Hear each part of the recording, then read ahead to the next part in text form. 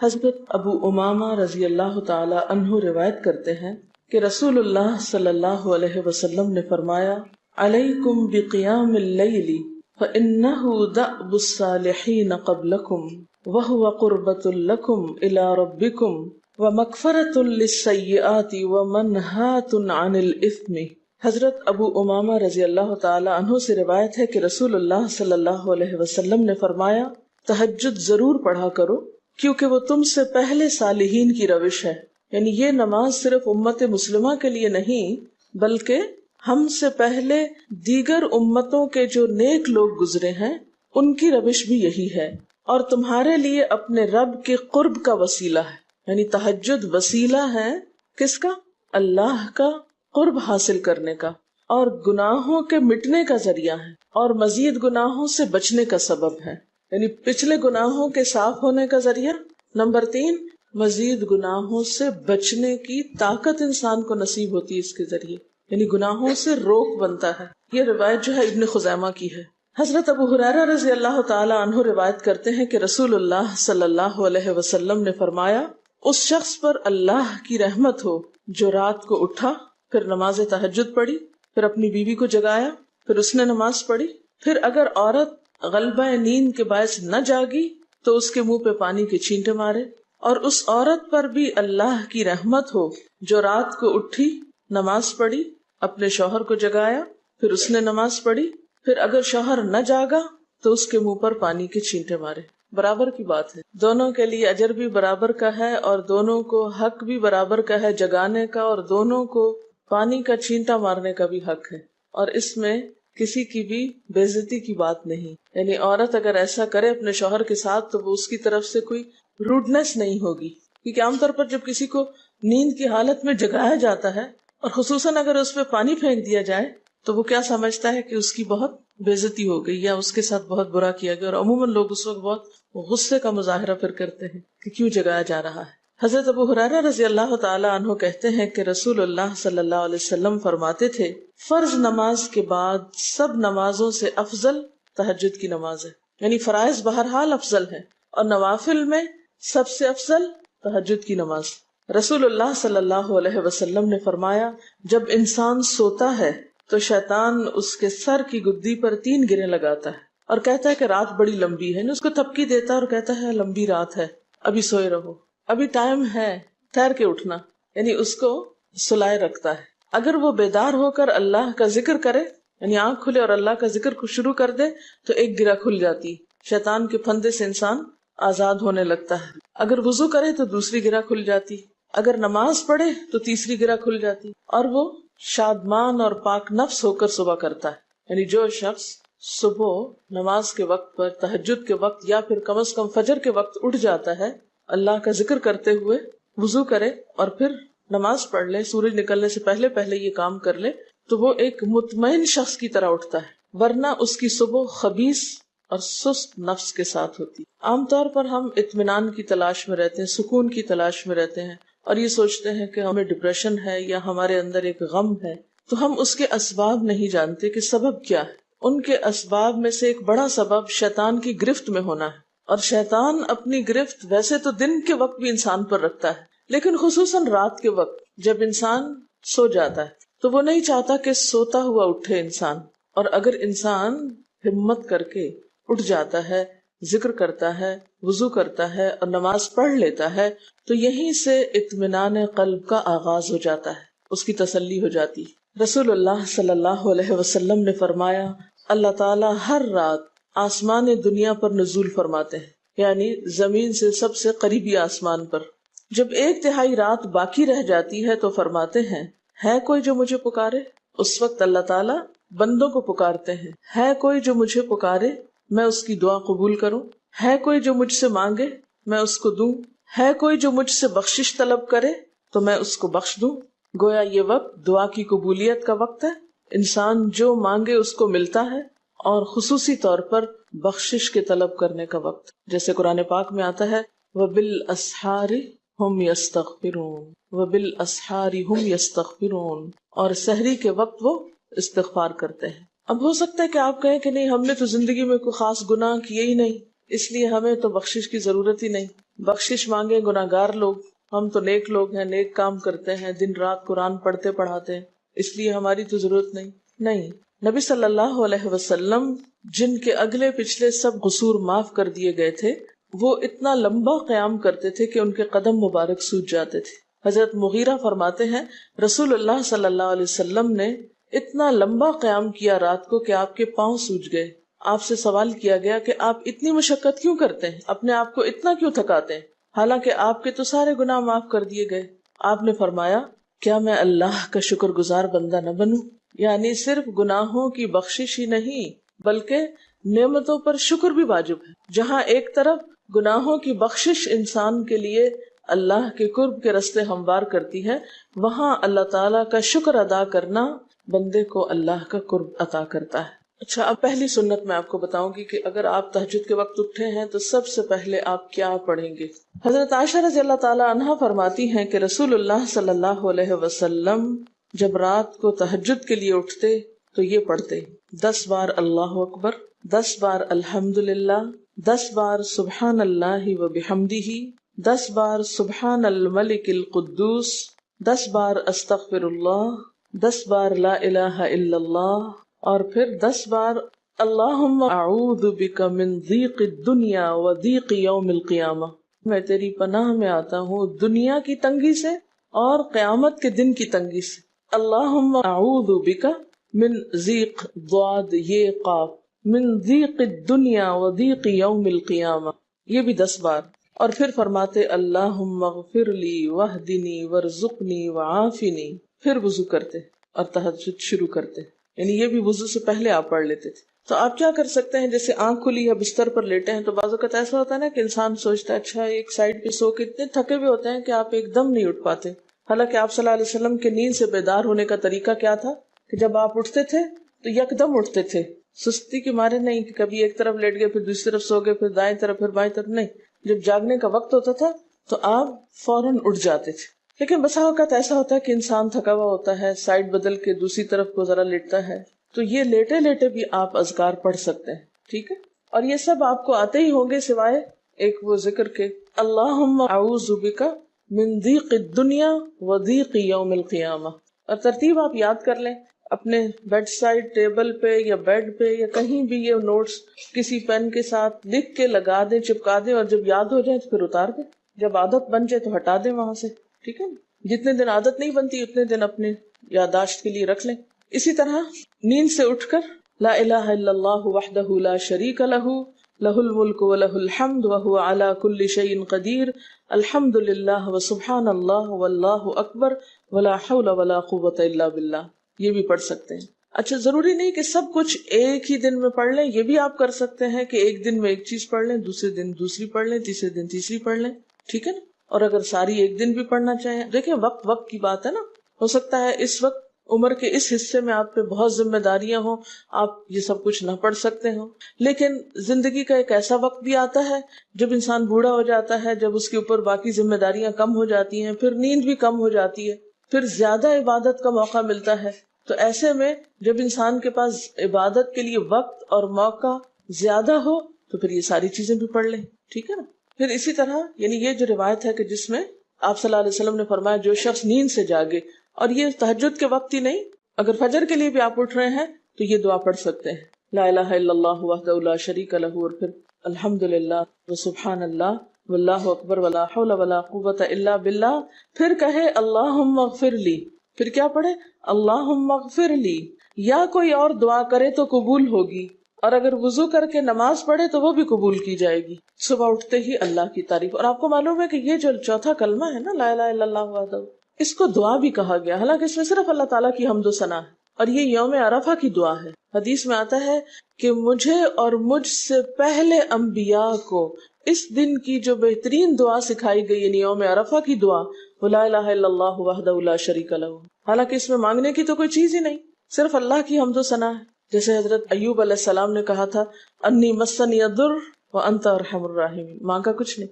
انت ارحم الراحمین، انت ارحم الراحمین۔ اللہ تعالیٰ کی تعریف کر کے اللہ تعالیٰ کے نام کے ساتھ اس کو اگر انسان پکار لیتا ہے تو یہ بھی اس کے لیے بہت کافی۔ ایک اور روایت میں آتا ہے رسول اللہ صلی اللہ علیہ وسلم جب تہجد کے لیے اٹھتے یعنی آپ ایک مرتبہ اٹھے، یعنی جو صحابی روایت کرتے ہیں، تو آپ نے بیٹھنے کے بعد آسمان کی طرف نظر کر کے سورۃ آل عمران کی آخری 11 آیات 190 سے لے کر 200 تک 11 آیتیں یہ پڑھی، ان فی خلق السماوات سے لے کر بالکل آخر تک.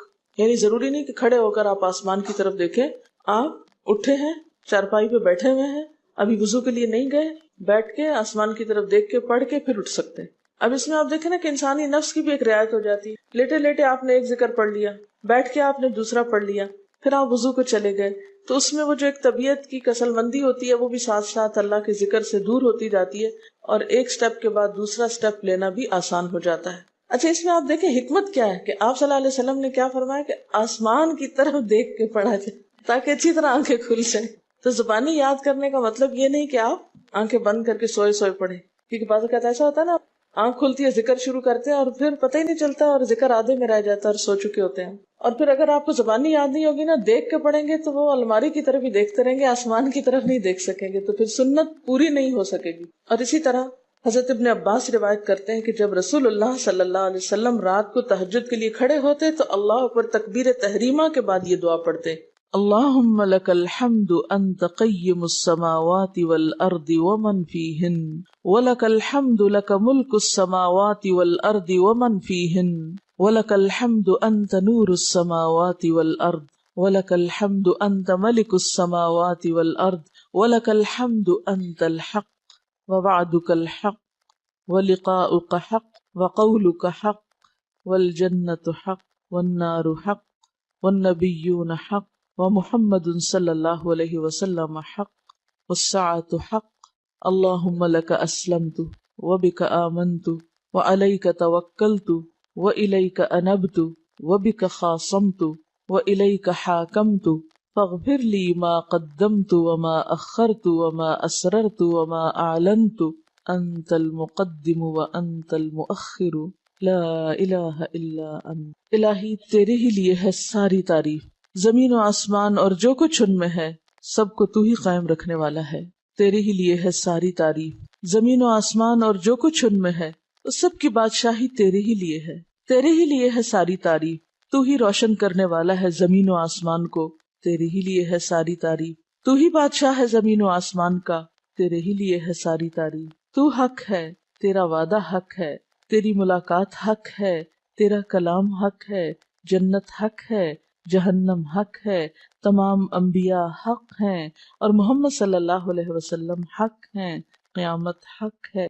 الہی میں تیرے سامنے جھک گیا، میں صرف تیرے ساتھ ایمان لایا، میں نے صرف تجھی پر بھروسہ کیا، میں نے صرف تیری طرف رجوع کیا، صرف تیری ہی مدد سے دشمنوں سے جھگڑتا ہوں، میں نے صرف تجھے ہی اپنا حاکم مانا. سو تو میرے اگلے پچھلے اور ظاہر و پوشیدہ اور جنہیں تو مجھ سے زیادہ جانتا ہے سارے کے سارے گناہ معاف کر دے. تو ہی آگے کرنے والا ہے، تو ہی پیچھے ڈالنے والا ہے، تیرے سوا کوئی سچا معبود نہیں ہے. یہ جو دعا استفتاح ہے تہجد کے وقت کی، یہ باہر نہیں نماز کے اندر پڑھنے کی دعا ہے. ہم دعا مانگتے ہیں اللہم اجعلنی لک ذکارا لک شکارا. ان دعاؤں کے پڑھے بغیر ذکار کیسے بن سکتے ہیں؟ ذکار کا صیغہ تو فعال کے اوپر ہے نا، بہت زیادہ ذکر کرنے والا. والذاکرین اللہ کثیرا والذاکرات. تو ذاکرات کیسے بن سکتے ہیں جب تک کہ یہ دعائیں زبانی نہ آتی ہوں اور اپنے وقت پر نہ پڑھی جاتی ہوں. ویسے بھی ذکر بہت اچھی چیز ہے، لیکن جو مسنون ذکر ہے اور جو نبی صلی اللہ علیہ وسلم کے طریقے کے مطابق ہے، جو اطمینان قلب اور خوشی اس وقت اس کام کو اس طریقے پہ کر کے نصیب ہوتی ہے، وہ اس کے علاوہ نہیں ہوتی. اگرچہ اس سے خوشی ہوتی ہے لیکن اس طرح کی نہیں نصیب ہوتی، اس طرح کا اطمینان نہیں ہوتا. آپ تجربہ کر کے دیکھ لیں، سنت کے مطابق زندگی گزارنا اور اپنی مرضی کے مطابق زندگی گزارنا، یہ دو مختلف لائف سٹائلز ہیں، دو مختلف طریقہ ہے زندگی ہیں. دونوں کا امپیکٹ فرق ہوتا ہے، اثرات فرق ہوتے ہیں. اور یہ نہیں کہ یہ کوئی بہت مشکل عمل ہے، بہت مشکل کوئی نہیں ہے، ہم کر سکتے ہیں، لیکن بات یہ ہے کہ ہم کرنے کی کوشش کریں، ارادہ تو کریں. پہلے تو آپ اپنے آپ سے یہ پوچھیں ارادہ بھی کیا کہ نہیں، کیونکہ اگر ارادہ ہو گیا نا تو کام بھی ہو جائے گا. مشکل یہ ہے کہ ہم جب کوئی ایسا کام سنتے تو پھر سوچتے نہیں ہمارا تو حالات اتنے کٹھن ہیں کہ یہ عمل ہمارے لیے نہیں، ویسے بھی نفل ہے، کوئی بات نہیں، نہ بھی ہو سکا تو کیا ہے، یہی کہہ کے ہم چھوڑ دیتے ہیں چیزوں کو کہ نہیں. لیکن میں سمجھتی ہوں کہ جو عمر آپ بچیوں کی خاص طور پر اس وقت اس عمر کو غنیمت سمجھے اور اس میں آپ نے جو کچھ اب یاد کر لیا، عادت ڈال لی، وہ اگلی زندگی میں شدید مصروفیت کے باوجود بالکل عادت ثانیہ ہو جائے گی، ایک روٹین ہو جائے گی اور آپ کو مشکل نہیں ہوگی. لیکن اگر اب نہیں عادتیں ڈالی، کل کو یا نئے سرے سے عادت ڈالنا بہت مشکل ہوگا. سنت مشکل نہیں ہے، صرف یہ ہے کہ ارادے، نیت اور پھر کوشش کی ضرورت. کر لیں گے تو ہو بھی جائے گا، آخر کرنے والے کرتے ہیں. لیکن جب پہلے ہی سے سوچ لیتے نہیں بڑا مشکل، تو اللہ والے کرتے ہیں اور وہ تو نیک لوگوں کا کام ہے. ہم تو نہ اللہ والے ہیں اور نہ ہی نیک ہیں، تو کیوں نہیں ہے، ہو جائے. اب آپ صلی اللہ علیہ وسلم کے تہجد کی کیفیت کیا تھی؟ حضرت ابو ذر کہتے ہیں کہ رسول اللہ صلی اللہ علیہ وسلم نے تہجد میں اتنا قیام کیا کہ اس ایک آیت کو پڑھتے پڑھتے صبح کر دی. ایک آیت پڑھتے پڑھتے صبح کر دی. کون سی آیت تھی وہ؟ ان تعذبہم فانہم عبادک وان تغفر لہم فانک انت العزیز الحکیم. ایک آیت کو اتنی دفعہ پڑھا اور پڑھتے رہے اور پڑھتے رہے اور پڑھتے رہے، اسی میں صبح ہو گئی. تو طویل قیام جو ہے ضروری نہیں کہ وہ صرف کس وقت ہو، کوئی لمبی سورت پڑھ کے ہی، چھوٹی سورت بھی ہو سکتی ہے، لیکن روح کے ساتھ، شعور کے ساتھ اگر آپ دہرا کے بھی پڑھیں. مثال کے طور پہ آپ نے کوئی سورت یاد کر لی ہے اور آپ پڑھنے کھڑے ہوئے ہیں اور آپ کو صحیح طرح آتی نہیں ہے، یا آتی ہے تو اتنی تیز نہیں آتی، بہت رٹی ہوئی نہیں ہے، تو کوئی بات نہیں، ایک آیت کو 2 دفعہ 3 دفعہ بھی آپ اس کو پڑھ سکتے ہیں اور اس طرح بھی پڑھ کے لمبا کر سکتے ہیں. یعنی طویل قیام صرف زیادہ قرات سے ہی نہیں، مختلف طریقوں سے ہو سکتا ہے. یہ آیت ہے سورۃ المائدہ کی 118 نمبر آیت ہے. اگر تو انہیں عذاب دے تو وہ تیرے بندے ہیں، اور اگر تو انہیں معاف کر دے تو یقیناً تو غالب اور حکمت والا ہے. حضرت حذیفہ رضی اللہ تعالی عنہ نے نبی صلی اللہ علیہ وسلم کو تہجد پڑھتے دیکھا. وہ کہتے ہیں سورۃ فاتحہ کے بعد آپ نے سورۃ بقرہ پڑھی، پھر رکوع کیا. آپ کا رکوع آپ کے قیام کی مانند تھا. ہماری تو کمر نہ ٹوٹ جائے. کر کے تو ذرا دیکھیں. میں نے زندگی میں پہلی دفعہ رمضان میں طویل رکوع اور سجدے کا موقع ملا. اس سے پہلے تو اس طرح کا سچ پوچھے کانسیپٹ بھی کوئی نہیں تھا، کیونکہ بہت سی چیزیں جب ہم پڑھتے ہیں تو ہم کہتے ہیں ہاں یہ نبی صلی اللہ علیہ وسلم کے لیے ہے، یہ تو آپ کی شان ہے اور آپ کا مقام ہے. ہم تو عام کمزور بندے ہیں. اصل میں ہم کمزور کیوں ہیں؟ اس لیے کہ ہم نے اپنی انرجیز بیکار باتوں میں بہت لگا رکھی ہیں، بیکار غم پالے ہوئے ہیں، بیکار مشغلے ہیں، بیکار گفتگویں ہیں. تو انرجی تو لگتی ہے نا. آپ فضول کی باتیں سوچیں تو کیا انرجی نہیں لگے گی؟ آپ لایانی چیزوں پہ کڑنا شروع کر دیں، کیا انرجی نہیں لگے گی؟ لگے گی. تو پھر آپ کے پاس کوئی تعمیری مثبت کام کرنے کے لیے نہ وقت ہے نہ انرجی ہے. پھر اس وقت تک آپ خالی ہو چکے ہوتے ہیں.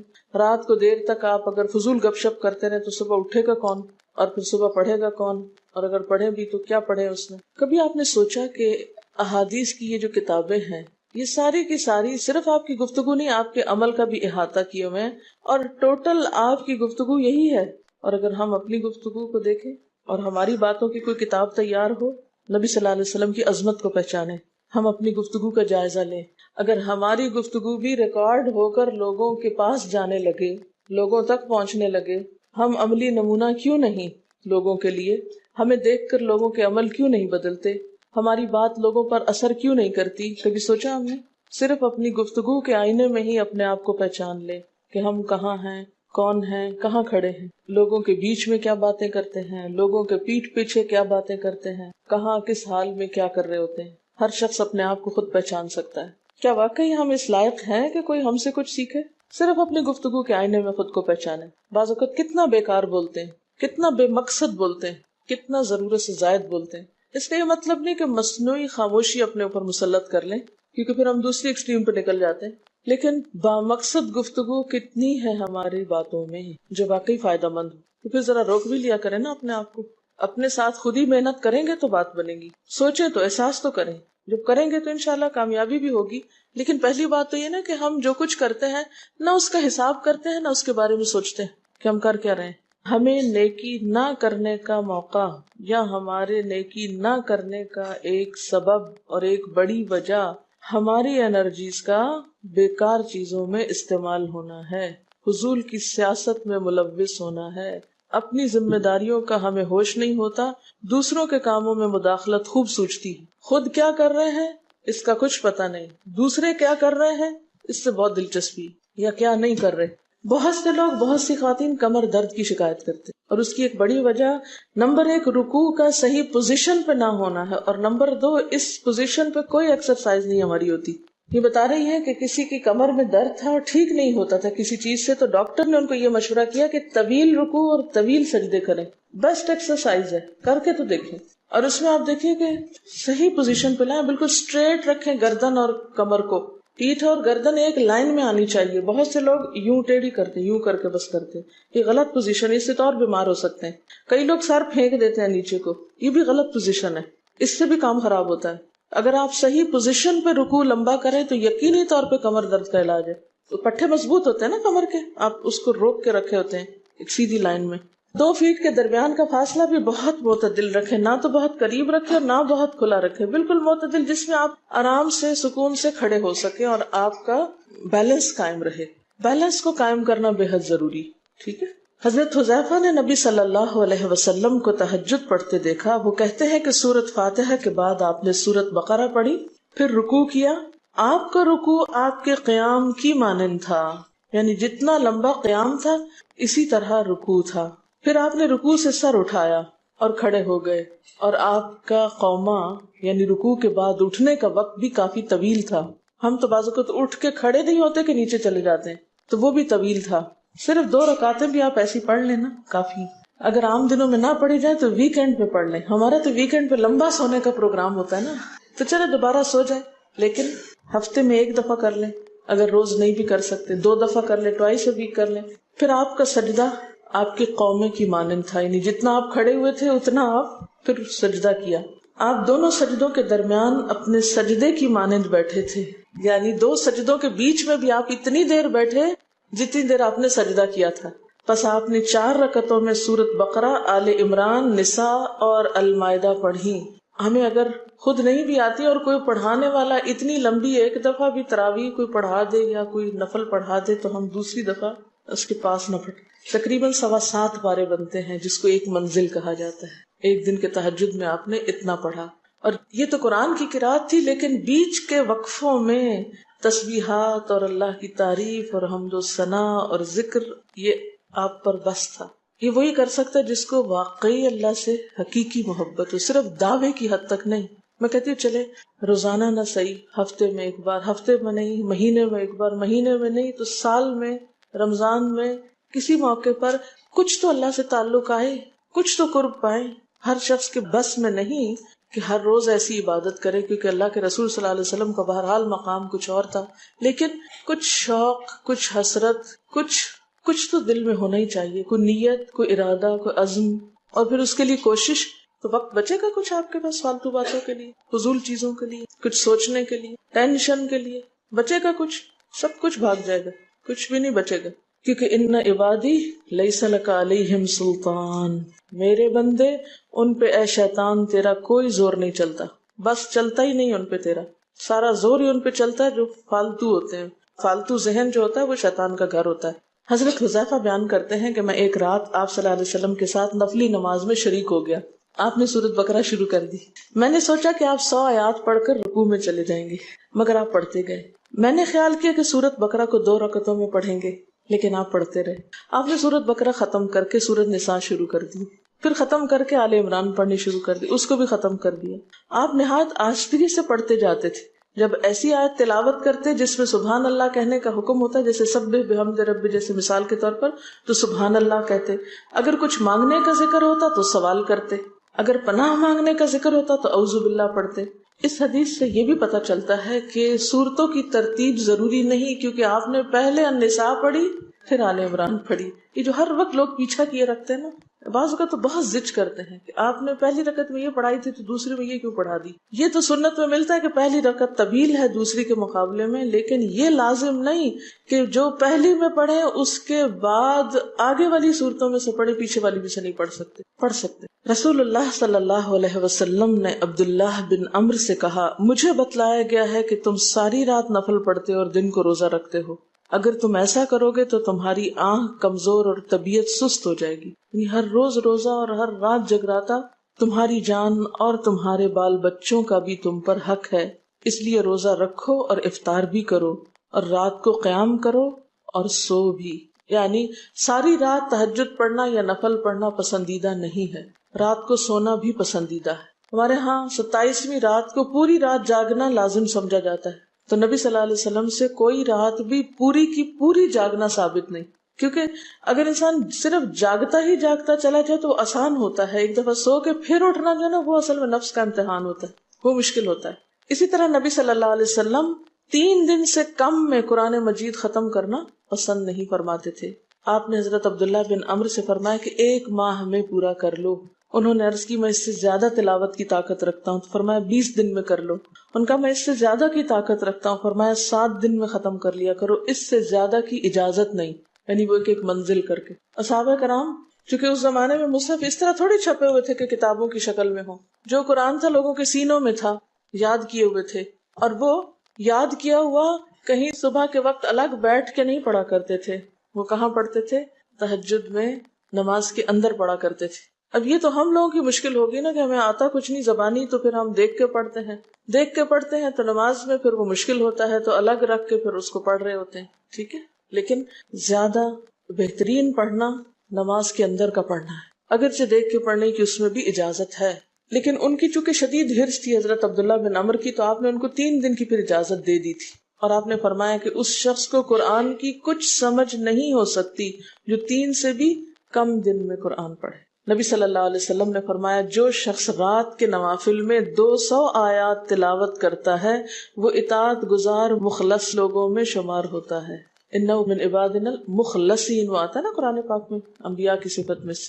تو جو شخص رات کو نماز میں یعنی نفل میں 200 آیات تک تلاوت کرتا ہے وہ اطاعت گزار مخلص بندوں میں شمار ہوتا ہے۔ اور سنن دارمی میں واضح طور پر آتا ہے کہ نبی صلی اللہ علیہ وسلم ساری رات نوافل نہیں پڑھا کرتے تھے،